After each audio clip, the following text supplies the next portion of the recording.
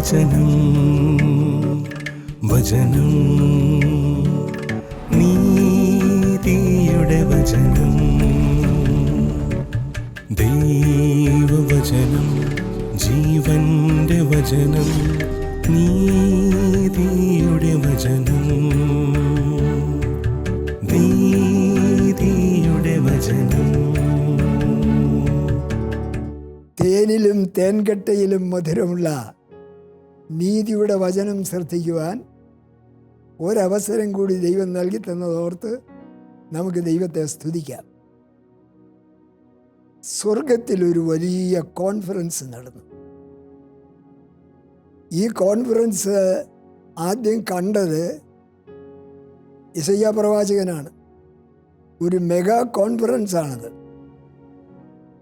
ആയിരക്കണക്കിന് എണ്ണിയാൽ തീരാത്ത ദൂതഗണങ്ങൾ സ്വർഗത്തിൽ കർത്താവിൻ്റെ സിംഹാസനത്തിന് ചുറ്റും ആർത്ത് വിളിച്ച് പാടിക്കൊണ്ടിരിക്കുകയാണ്.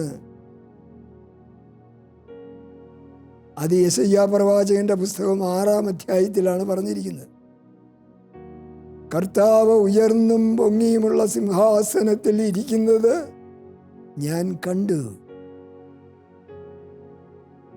ചുറ്റും സാറാഫുകളും ആയിരക്കണക്കിന് മറ്റു ദൂതന്മാരും ദൈവത്തെ സ്തുതിച്ചുകൊണ്ടിരിക്കുകയാണ്. സാറാഫുകളാണെങ്കിൽ 2 ചിറക് കൊണ്ട് മുഖം മൂടി, 2 ചിറക് കൊണ്ട് അവർ പാദങ്ങൾ മൂടി, 2 ചിറക് കൊണ്ട് പറന്ന് നിന്ന് ആരാധിക്കുകയാണ്. ആ വിശുദ്ധിയുടെ നിറവ്, ആ ആർത്തിരമ്പലിൽ, ആ വലിയ ശബ്ദത്തിൽ, കാതടപ്പിക്കുന്ന ആ ശബ്ദത്തിൽ എന്താണ് സംഭവിച്ചത്? ഉമ്മറപ്പടിയുടെ അടിസ്ഥാനങ്ങൾ കുലുങ്ങി, ആലയം പുക കൊണ്ട് നിറഞ്ഞു. പരിശുദ്ധിയുടെ പ്രത്യേകതയാണ്. പരിശുദ്ധി വലിയ ശക്തിയാണ്. ദൈവത്തിൻ്റെ പരിശുദ്ധൻ, സൈന്യങ്ങളുടെ യഹോവ പരിശുദ്ധൻ പരിശുദ്ധൻ പരിശുദ്ധൻ എന്ന് പറഞ്ഞാണ് സാറാഫുകൾ ആർത്ത് വിളിച്ചുകൊണ്ടിരിക്കുന്നത്. സാറാഫുകൾ ഇങ്ങനെ ആർത്ത് വിളിച്ച് ദൈവത്തെ സ്തുതിച്ചുകൊണ്ടിരിക്കുമ്പോൾ ഭൂമിയിൽ നിന്നും ഒരു ശബ്ദം, എനിക്കയ്യോ കഷ്ടം, ഞാൻ നശിച്ചു. ശുദ്ധിയില്ലാത്ത അധരങ്ങളുള്ള ഒരു മനുഷ്യനാണ് ഞാൻ. ശുദ്ധിയില്ലാത്ത അധരങ്ങളുള്ള മനുഷ്യരുടെ മധ്യയാണ് ഞാൻ വസിക്കുന്നത്. വിശുദ്ധനായ ഒരു പ്രവാചകനാണ് പറയുന്നതെന്ന് ഓർക്കണം. കാരണം അത്രമാത്രം വലിയ വിശുദ്ധിയുടെ പാരമ്യമാണ് സൈന്യങ്ങളുടെ യഹോവയുടെ ചുറ്റും തിളങ്ങി നിൽക്കുന്നത്. അടുത്തുകൂടാത്ത വെളിച്ചത്തിൽ വസിക്കുന്നവനാണവൻ. അവിടെ യെശയ്യാ പ്രവാചകൻ തന്റെ പാപത്തെക്കുറിച്ച് ഓർത്ത് കരയുകയാണ്, നിലവിളിക്കുകയാണ്. ദൈവത്തിൻ്റെ പ്രത്യേകത ഉടനെ നിശബ്ദമായി. കാരണം ദൈവം തൻ്റെ സ്തുതിയെ ശ്രദ്ധിക്കുന്നതിനേക്കാൾ കൂടുതൽ കരുതുന്നത് മനുഷ്യൻ്റെ നിലവിളിക്കാണ്. സ്തുതികൾക്ക് ദൈവം വലിയ പ്രാധാന്യം കൊടുക്കാറില്ല. കാരണം ഒരു സ്തുതി കൊതിച്ചിരിക്കുന്ന ഒരു ദൈവമല്ല നമ്മുടെ ദൈവം. ദൈവം പ്രാധാന്യം കൊടുക്കുന്ന മനുഷ്യൻ്റെ നിലവിളിക്കാണ്. യെശയ്യാ പ്രവാചകന്റെ നിലവിളിയാണ് നാം കേട്ടത്. ശുദ്ധിയില്ലാത്ത അധരങ്ങളുള്ള മനുഷ്യനാണ്. താൻ നശിച്ചു, ഇനി എന്താണ് ചെയ്യേണ്ടത് എന്ന് തനിക്ക് ഒരു പിടിയുമില്ല യെശയ്യാ പ്രവാചകൻ. അപ്പോൾ സ്വർഗത്തിൽ നിന്നൊരു ശബ്ദം, ഒരു വിധത്തിൽ സാറാഫുകളിൽ ഒരുത്തനോടായിരിക്കാൻ ദൈവം പറഞ്ഞിട്ടുണ്ടാകും. കുടിലുകൊണ്ട് യാഗപീഠത്തിൽ നിന്നും ഒരു കനലെടുത്ത് പ്രവാചകന്റെ വായിക്ക് തൊടുവിക്കുക. സാറാഫുകൾ അതുപോലെ ചെയ്തു. ഒരു സാറാഫ് വന്ന് അതുപോലെ ചെയ്തു. യെശയ്യാ പ്രവാചകന്റെ അധരങ്ങളിൽ തൊട്ടപ്പോൾ എവിടെ നിന്നാണ് കൊണ്ടുവന്നത്? കനൽ യാഗപീഠത്തിൽ നിന്നാണ് കൊണ്ടുവന്നത്. Praise the lord. അധരങ്ങളെ തൊട്ടപ്പോൾ തൻ്റെ അകൃത്യം നീങ്ങി, തൻ്റെ സകല പാപങ്ങൾക്കും പരിഹാരമായി. യെശയ്യാ പ്രവാചകന്റെ കാര്യം സ്വസ്ഥമായി, തൻ്റെ സകല പാപങ്ങൾക്കും പരിഹാരമായി. ഇപ്പോഴാണ് പ്രവാചകന് സമാധാനമുണ്ടായത്. എന്നാൽ ദൈവത്തിനത് പോരാ. ശുദ്ധിയില്ലാത്ത അധരങ്ങളുള്ള ഒരു വലിയ സമൂഹം പ്രവാചകന്റെ ചുറ്റുമുണ്ട്. അവരെ രക്ഷിക്കാൻ വേണ്ടിയാണ് യേശു ക്രിസ്തു ഇത്രയും കാലം കാത്തിരുന്നത്. യേശു ക്രിസ്തു വെറുതെ പിതാവായ ദൈവം കാത്തിരുന്നത്. പിതാവായ ദൈവം എന്താണ് ചെയ്തത്? താൻ മനുഷ്യന്റെ തിരിച്ചുവരെ ഏദൻ തോട്ടത്തിൽ മനുഷ്യൻ പാപം ചെയ്ത് തൻ്റെ തേജസ് നഷ്ടപ്പെടുത്തിയപ്പോൾ അവൻ്റെ തിരിച്ചുവരവിനായി ദൈവം കാത്തിരുന്നത് കാലത്തിൻ്റെ സമ്പൂർണത വരെയാണ്. അവൻ കാത്തിരുന്ന് മടുത്തു. അതാണ് യിരെമ്യാ പ്രവാചകൻ 15:6 പറഞ്ഞിരിക്കുന്നത്. അപ്പോൾ അവൻ തൻ്റെ പ്രിയപുത്രനെ അയക്കുകയാണ് ചെയ്യുന്നത്. എന്തിനു വേണ്ടി? ഈ മനുഷ്യവർഗത്തിൻ്റെ പാപങ്ങളെ മുഴുവൻ മോചിക്കണം. അല്പസമയം കഴിഞ്ഞപ്പോൾ സ്വർഗത്തിലൊരു വലിയ നിശബ്ദത. ഞാൻ ആരെ അയക്കേണ്ടു? ആരെനിക്ക് വേണ്ടി പോകും? കാരണം മനുഷ്യനേക്കാൾ ഈ ശബ്ദം സ്വർഗത്തിൽ നിന്ന് ഉയർന്നപ്പോൾ സാരാഭികൾക്ക് അനക്കമില്ല. സ്വർഗത്തിലൊരു വലിയ നിശബ്ദതയാണ് അവിടെ കാണുന്നത്. ആർക്കും ഉത്തരം പറയാനില്ല. കാരണം ആരെ കൊണ്ട് കഴിയുന്നതാണിത്? മനുഷ്യവർഗത്തിൻ്റെ പാപത്തെ മുഴുവൻ മോചിക്കുവാൻ ആരെ കൊണ്ടാണ് കഴിയുന്നത്? ഒരു മനുഷ്യനെ കൊണ്ട് കഴിയില്ല. അപ്പോൾ ദൈവം ഞാൻ ആരെ അയക്കേണ്ടു എന്ന ഒരു ശബ്ദം സ്വർഗത്തിൽ നിന്നുണ്ടായപ്പോൾ സ്വർഗത്തിൽ നിന്ന് തന്നെ മറുപടി ഉണ്ടായി. ഞാനിതാ, എന്നെ അയക്കണമേ. ആരാണ് ആ ഞാൻ? കർത്താവായ യേശു ക്രിസ്തുവാണ് ആ ഞാൻ. എന്നെ അയക്കണമേ. എന്നെക്കുറിച്ച് പുസ്തക ചുരുളിൽ എഴുതിയിരിക്കുന്നു. 40-ാം സങ്കീർത്തനത്തിൽ പറഞ്ഞിട്ടുണ്ട്. എന്നെക്കുറിച്ച് പുസ്തക ചുരുളിൽ എഴുതിയിരിക്കുന്നു. എന്താ എഴുതിയിരിക്കുന്നേ? സ്ത്രീയുടെ സന്തതി സർപ്പത്തിൻ്റെ തലയെ തകർത്ത് മനുഷ്യവർഗത്തെ അവൻ്റെ പാപങ്ങളിൽ നിന്ന് മോചിക്കും. Price the Lord. അതാണ് തിരുവചനത്തിൽ എഴുതിയിരിക്കുന്നത്. ഉൽപ്പത്തി പുസ്തകത്തിലെ എഴുതിയിട്ട് പലയിടത്തും എഴുതിയിട്ടുണ്ട്. അപ്പോൾ യേശു ക്രിസ്തു പറയുകയാണ്, ഞാനിതാ, എന്നെ അയക്കണമേ എന്ന്. യേശു ക്രിസ്തു ഇത് പറഞ്ഞു കഴിഞ്ഞപ്പോൾ എന്താണ് സംഭവിക്കുന്നത്? യേശു ക്രിസ്തുവിനെ ഈ ലോകത്തിലെ സകല മനുഷ്യൻ്റെയും പാപപരിഹാരത്തിനായി ദൈവം ലോകത്തിലേക്ക് അയക്കുവാൻ തീരുമാനിക്കാത്ര ചെയ്യുന്നത്. എപ്പോൾ? കാലത്തിൻ്റെ സമ്പൂർണതയിൽ. കാലത്തിൻ്റെ സമ്പൂർണതയിലാണ്. ഈ കാലത്തിൻ്റെ സമ്പൂർണതയെക്കുറിച്ചൊക്കെ നമ്മൾ നേരത്തെ ചില എപ്പിസോഡുകളിൽ സംസാരിച്ചിട്ടുള്ളതാണ്. എല്ലാവർക്കും മനസ്സിലായി കാണുമെന്ന് വിചാരിക്കും. എന്താണ് കാലത്തിൻ്റെ സമ്പൂർണത?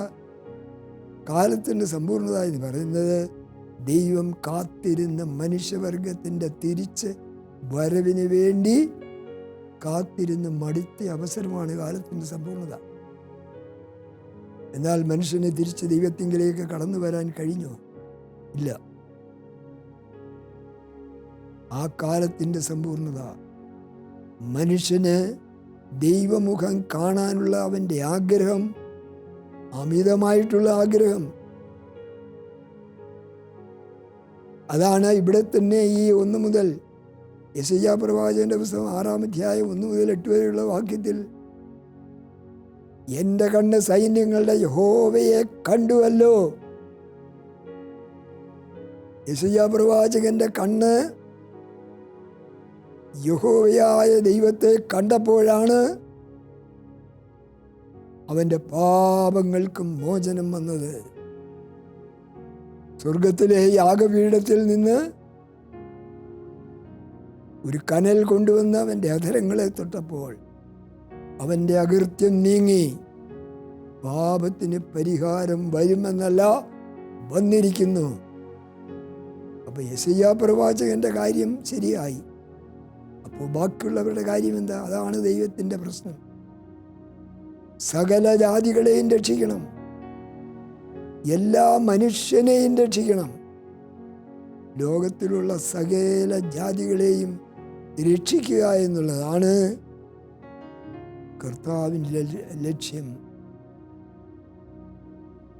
അതിനുവേണ്ടിയാണ് താൻ തൻ്റെ പുത്രനെ ലോകത്തിലേക്ക് അയച്ചത്. റോമർ 7:24 ഇതുപോലെയുള്ള ഒരു നിലവിളി നമുക്ക് കേൾക്കാൻ കഴിയും. അത് ആരുടെയാണ് ആ നിലവിളി? അത് പൗലോസ് അപ്പോസ്തലന്റെ നിലവിളിയായിരുന്നു. അത് അയ്യോ ഞാൻ അരിഷ്ട മനുഷ്യൻ. യെശയ്യാവ് എന്താണ് നിലവിളിച്ചത്? യെശയ്യാവ് നിലവിളിച്ചത് എനിക്കയ്യോ കഷ്ടം, ഞാൻ നശിച്ചു. അതാണ് യെശയ്യാവ് നിലവിളിച്ചത്. പൗലോസ് അപ്പോസ്തലൻ എന്താണ് നിലവിളിച്ചത്? അതായത് റോമർ 7:24 അയ്യോ ഞാൻ അരിഷ്ട മനുഷ്യൻ, ഈ മരണത്തിന് അധീനമായ ശരീരത്തിൽ നിന്ന് എന്നെ ആര് വിടുവിക്കും? ദമസ്കോസിൻ്റെ പടിവാതിക്കൽ വെച്ച് യേശു ക്രിസ്തു ഈ ദൈവത്തെ കാണുവാൻ തക്കവനിടയായി തീർന്നു. യെശയ്യാ പ്രവാചകൻ ദൈവത്തെ കണ്ടത് എപ്പോഴാണ്? കനൽ, യാഗപീഠത്തിൽ നിന്ന് കനൽ കൊണ്ടുവന്ന്, സ്വർഗത്തിലെ യാഗപീഠത്തിൽ നിന്ന് കനൽ കൊണ്ടുവന്ന് പ്രവാചകന്റെ അധരങ്ങളെ തൊട്ടപ്പോഴാണ് താൻ എൻ്റെ കണ്ണ് സൈന്യങ്ങളുടെ യഹോവയെ കണ്ടുവല്ലോ എന്ന് പറയുന്നത്. അപ്പോൾ സൈന്യങ്ങളുടെ യഹോവയെ കാണാൻ കഴിയുമോ? ഇല്ല. ദൈവം അദൃശ്യനാണ്. യഹോവയായ ദൈവം അദൃശ്യനാണ്, കാണുവാൻ കഴിയില്ല. പിന്നെ എന്തുകൊണ്ടാണ് പ്രവാചകൻ അത് പറഞ്ഞത്? പ്രവാചകൻ ആത്മാവിൽ വെളിപ്പെട്ട് പറഞ്ഞതാണ്. എന്താണ് ആത്മാവിൽ വെളിപ്പെട്ടത്? എൻ്റെ കണ്ണ് ആരെ കണ്ടുവെന്നാണ്? യേശു ക്രിസ്തുവിനെ ആത്മാവിൽ കണ്ടു. Price the Lord. യേശു ക്രിസ്തുവിനെ പ്രവാചകൻ ആത്മാവിൽ കണ്ടു. അപ്പോഴാണ് എൻ്റെ അകൃത്യം നീങ്ങി, എൻ്റെ പാപത്തിന് പരിഹാരം വന്നത്. അപ്പോൾ പൗലോസ് അപ്പോസ്തലന്റെ കാര്യം എങ്ങനെയാണ്? 7:24 പറയുന്നത് മരണത്തിനധീനമായ, അതായത് അയ്യോ ഞാൻ അരിഷ്ട മനുഷ്യൻ, ഈ മരണത്തിനധീനമായ ശരീരത്തിൽ നിന്നെ ആര് വിടുവിക്കും? പൗലോസ് അപ്പോസ്തലൻ അവിടെ നിർത്തുകയല്ല, അടുത്ത വാക്യത്തിൽ അതിൻ്റെ ഉത്തരമുണ്ട്, ആര് വിടുവിക്കും എന്നുള്ളത്. കർത്താവായ യേശു ക്രിസ്തു മുഖാന്തരം ഞാൻ ദൈവത്തിന് സ്തോത്രം ചെയ്യുന്നു. Price the Lord. കർത്താവായ യേശു ക്രിസ്തു മുഖാന്തരം ഞാൻ ദൈവത്തിന് സ്തോത്രം ചെയ്യുന്നു. യേശു ക്രിസ്തുവിനെ എപ്പോഴാണ് കണ്ടത്? ദമസ്കോസിന്റെ പടിവാതിക്കൽ വെച്ച് ക്രിസ്ത്യാനികളെ പീഡിപ്പിക്കാനുള്ള അധികാരപത്രവുമായി താൻ പോകുന്ന അവസരത്തിൽ താൻ വഴിയിൽ വെച്ച് യേശു ക്രിസ്തു തന്നെ പിടിച്ചു. എന്ന് വേണം പറയാൻ. നീ എന്നെ ഉപദ്രവിക്കുന്നത് എന്ത്? കർത്താവേ എന്ന് വിളിച്ചാണ്.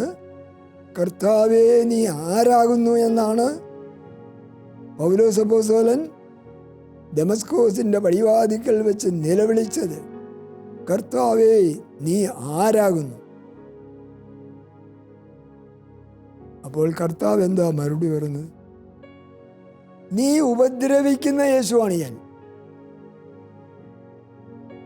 യേശുവിനെ പൗലോസ് അപ്പോസ്തലൻ ഉപദ്രവിച്ചില്ലല്ലോ. പിന്നെന്താ അങ്ങനെ പറയാൻ കാര്യം? യേശുവിനെ ഉപദ്രവിക്കുക എന്ന് പറഞ്ഞാൽ അവൻ്റെ സഭയെ ഉപദ്രവിക്കുക എന്നുള്ളതാണ്. Praise the Lord. യേശു ക്രിസ്തു എന്ന് പറയുന്നത് സഭയുടെ തലവനാണ്. സഭയെ ഉപദ്രവിച്ചാൽ അത് ആരെ ഉപദ്രവിക്കുന്നതായിട്ട് നമുക്ക് കണക്കാക്കാൻ കഴിയും? യേശു ക്രിസ്തുവിനെ ഉപദ്രവിക്കുന്നതായിട്ട് നമുക്ക് കണക്കാക്കാം. അതുകൊണ്ടാണ് കർത്താവ് പറഞ്ഞത്, യേശുവിനെ നീ ഉപദ്രവിക്കുന്നു എന്ന് പറയും. നീ എന്നെ ഉപദ്രവിക്കുന്ന, നീ ഉപദ്രവിക്കുന്ന യേശുവാണ് ഞാൻ. അപ്പോൾ അവിടെ വെച്ച് എന്താണ്, രണ്ട് വചനങ്ങളിൽ കൂടി എന്താണ് നമുക്ക് മനസ്സിലാകാൻ കഴിയുന്നത്? യേശു ക്രിസ്തു ആരാണെന്നുള്ളത് പൗലോസ് അപ്പോസ്തലൻ അവിടെ വെച്ച് തിരിച്ചറിഞ്ഞു. അതൊരു വലിയ തിരിച്ചറിവാണ്. പൗലോസ് അപ്പോസ്തലൻ വിളിച്ചത് എന്താണ്? കർത്താവേ നീ ആരാകുന്നു? എങ്ങനെ വിളിക്കാതിരിക്കും? അടുത്തുകൂടാത്ത ഒരു വെളിച്ചം ഇങ്ങോട്ട് കടന്നു വന്നിട്ട് തന്നെ അതിൽ അമർത്തി കണ്ണുപോലും കാണാൻ വയ്യാത്തവനായി നിലത്ത് കിടന്നുകൊണ്ടാണ് പൗലോസ് അപ്പോസ്തലൻ ശൗൽ പറയുന്നത്, കർത്താവേ നീ ആരാകുന്നു? അപ്പോൾ ഇത് കർത്താവാണെന്നുള്ള അവന് മനസ്സിലായി. കാരണം കർത്താവിനല്ലാതെ ഇങ്ങനൊരു കാര്യം ചെയ്യാൻ ലോകത്തിൽ ഒരു മനുഷ്യനും സാധ്യമല്ല.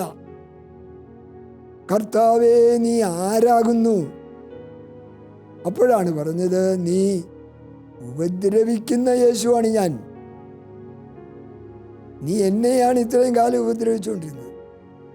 അപ്പം ഈ വെളിച്ചം വന്നത് കർത്താവിൽ നിന്നാണെന്ന് കർത്താവേ എന്ന് വിളിച്ചപ്പോൾ മനസ്സിലാക്കാം.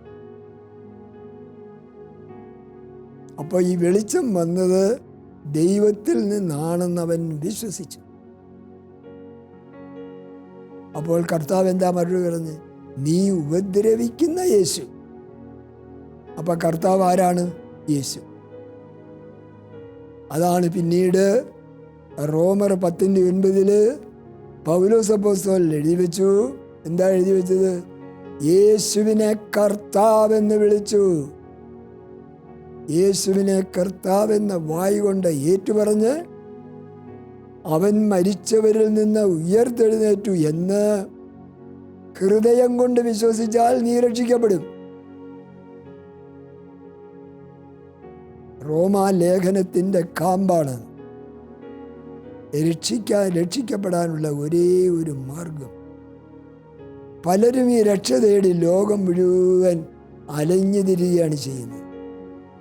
യാതൊരു പ്രയോജനവുമില്ലാതെ വെറുതെ അലഞ്ഞു തിരിയുന്ന ഒരു വലിയ മനുഷ്യനെ നമുക്ക് കാണാം. മനുഷ്യ സമൂഹത്തെ നമുക്ക് കാണാൻ കഴിയും. എന്താണ് വേണ്ടത്? ചെറിയ ഒരു കാര്യം. എന്താണത്? യേശുവിനെ കർത്താവെന്ന വായ് കൊണ്ട് ഏറ്റു പറയുക, അവൻ മരിച്ചവരിൽ നിന്ന് ഉയർത്തെഴുന്നേറ്റു എന്ന് ഹൃദയം കൊണ്ട് വിശ്വസിക്കുക. ഇതാണ് ആവശ്യം. ഇതാണ് പൗലോസ് അപ്പോസ്തലൻ ചെയ്തത്. ഇങ്ങനെയാണ് പൗലോസ് അപ്പോസ്തലന് ഒരു വലിയ മാനസാന്തരമുണ്ടായത്. പൗലോസ് അപ്പോസ്തലനെ വന്ന് സ്പർശിച്ചത് ആരാണ്? യെശയ്യാ പ്രവാചകനെ സ്പർശിച്ചത് ആരാണ്? സാറാഫുകളിൽ ഒരുത്തൻ. സ്വർഗത്തിലെ യാഗപീഠത്തിൽ നിന്നാണ് കനൽ കൊണ്ടുവന്ന് യെശയ്യാ പ്രവാചകന്റെ അധരങ്ങളെ തൊട്ടത്. അങ്ങനെയാണ് അവന് പാപമോചനമുണ്ടായി. എന്നാൽ പുതിയ നിയമത്തിലേക്ക് നാം കടന്നു വരുമ്പോൾ നമ്മുടെ യാഗപീഠം ഏതാണ്? കാൽവറി ക്രൂശാണ് നമ്മുടെ യാഗപീഠം. Praise the Lord. കാൽവറി ക്രൂശിലെ യാഗപീഠത്തിൽ നിന്ന് ഒരു തുള്ളി രക്തം കൊണ്ടുവന്ന് നമ്മളെ ഒന്ന് സ്പർശിച്ചാൽ ആ സമയത്ത് തന്നെ നമ്മുടെ പാപങ്ങൾക്ക് മോചനമായി. അതാണ് യോഹന്നാൻ അപ്പോസ്തലൻ പറഞ്ഞിരിക്കുന്നത്. യേശുവിൻ്റെ രക്തം സകല പാപവും പോക്കി നമ്മെ ശുദ്ധീകരിക്കുന്നു. യോഹന്നാൻ 1:7 പറഞ്ഞിട്ടുണ്ട്. യേശുവിൻ്റെ രക്തം സകല പാപവും പോക്കി നമ്മെ ശുദ്ധീകരിക്കുന്നു. അങ്ങനെ നാം ശുദ്ധീകരിക്കപ്പെട്ടവരായി. അങ്ങനെ നാം പരിപൂർണതയുള്ളവരായി തീർന്നു. അങ്ങനെ നാം വിശുദ്ധീകരിക്കപ്പെട്ട് കഴിഞ്ഞു. വിശുദ്ധീകരിക്കപ്പെട്ടത് എങ്ങനെയാണ്? ഏകയാഗത്താലാണ് വിശുദ്ധീകരിക്കപ്പെട്ടത്. വിശുദ്ധീകരിക്കപ്പെട്ട നാം യേശുവിൻ്റെ രക്തത്താൽ, കാൽവരിയിലെ യാഗപീഠത്തിൽ നിന്നെടുത്ത രക്തത്താൽ വിശുദ്ധീകരിക്കപ്പെട്ട നാം സൽഗുണപൂർണത വരുത്തപ്പെട്ടവരാണ്. സൽഗുണപൂർണത വരുത്തപ്പെട്ടവർക്ക് മാത്രമേ എന്ത് ലഭിക്കുകയുള്ളൂ? രക്ഷ ഉറപ്പാകുകയുള്ളൂ. ആ സൽഗുണപൂർണത എന്ന് പറയുന്നത് എന്നേക്കുമുള്ളതാണ്.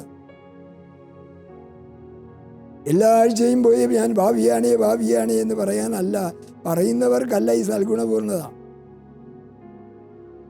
സൽഗുണപൂർണത എന്ന് പറയുന്ന ഏകയാഗത്താൽ, ഒരിക്കലായി കഴിച്ച ശരീരയാഗത്താലാണ് സൽഗുണപൂർണത വരുത്തിയിരിക്കുന്നത്.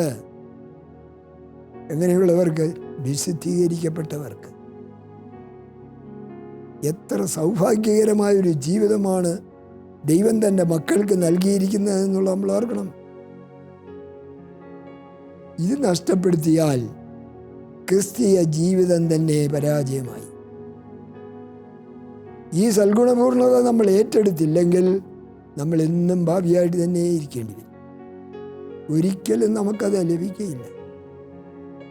പഴയ മനുഷ്യനെ ഉരിഞ്ഞു കളഞ്ഞിട്ട് ഈ പുതിയ മനുഷ്യനെ നമ്മൾ ധരിക്കണം. ആരാണ് ഈ പുതിയ മനുഷ്യൻ? സൽഗുണപൂർണത വരുത്തപ്പെട്ടവനാണ് പുതിയ മനുഷ്യൻ. പഴയ മനുഷ്യൻ എങ്ങനെയുള്ളവനാണ്? പാപിയായ മനുഷ്യനാണ്. അവനെ ഉരിഞ്ഞു കളഞ്ഞ് പുതിയ മനുഷ്യനെ നമ്മൾ ധരിക്കുകയാണ് ചെയ്യുന്നത്. അതുകൊണ്ട് ഞാൻ നീയും ഇന്നൊരു തീരുമാനമെടുത്തിട്ട് കടന്നു പോകണം. ഞാൻ ആരാണ്? യേശുവിൻ്റെ രക്തത്താൽ വീണ്ടെടുക്കപ്പെട്ടവനാണ്. സൽഗുണപൂർണത വരുത്തിയവനാണ്. പാപത്തിൽ നിന്ന് മോചനം പ്രാപിച്ചവനാണ്. രക്ഷിക്കപ്പെട്ടവനാണ് എന്നുള്ള ഒരു തിരിച്ചറിവോടുകൂടി വേണം നാം ഇന്ന് ഈ മെസ്സേജ് ഇവിടെ അവസാനിപ്പിക്കേണ്ടത്. ആ ഒരു തിരിച്ചറിവ് എല്ലാവർക്കും കിട്ടിക്കാണുമെന്ന് ഞാൻ വിചാരിക്കുന്നു. ഈ എന്നേക്കുമായുള്ള ഈ സൽഗുണപൂർണത ഏറ്റെടുത്തുകൊണ്ട് സന്തോഷത്തോടെ ജീവിപ്പാൻ, സംതൃപ്തിയോടെ ജീവിപ്പാൻ, സമാധാനത്തോടെ ജീവിക്കുവാൻ ദൈവം തൻ്റെ പരിശുദ്ധാത്മാവ് മുഖാന്തരം നമുക്ക് ഓരോരുത്തർക്കും ഇടയാക്കട്ടെ. ആമേൻ. ദൈവവചനം ജീവന്റെ വചനം.